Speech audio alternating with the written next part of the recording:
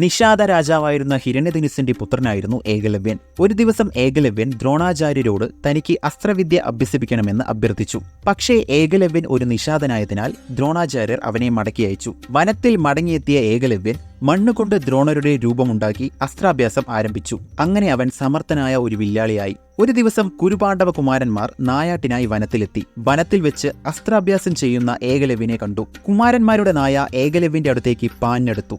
നായയുടെ വായ 7 ശരങ്ങൾ കൊണ്ട് ഏകലവ്യൻ ബന്ധിച്ചു. തിരിച്ചെത്തിയ അർജുനൻ തന്നേക്കാൾ സാമർഥ്യമുള്ള ഒരു വില്ലാളി വനത്തിലുണ്ടെന്ന് ദ്രോണാചാര്യരെ അറിയിച്ചു. ഏകലവ്യനെ നേരിട്ടു കാണാൻ ദ്രോണർ വനത്തിലെത്തി. ഏകലവ്യന്റെ സാമർഥ്യം കണ്ട് ദ്രോണർ അമ്പരന്നു. ഗുരുദക്ഷിണയായി എന്ത് വേണമെന്ന് ഏകലവ്യൻ ദ്രോണരോട് ചോദിച്ചു. അർജുനനേക്കാൾ വലിയൊരു വില്ലാളി ഭൂമിയിൽ ഉണ്ടാകരുതെന്ന ആഗ്രഹത്തോടെ ദ്രോണർ ഏകലവ്യനോട് വലതുകൈയിലെ പെരുവിരൽ ദക്ഷിണയായി തരണമെന്ന് ആവശ്യപ്പെട്ടു. യാതൊരു മടിയും കൂടാതെ ഏകലവ്യൻ ദ്രോണർ ആവശ്യപ്പെട്ടത് നൽകിയെന്ന് മഹാഭാരതം ആദിപർവ്വത്തിൽ പറയുന്നു.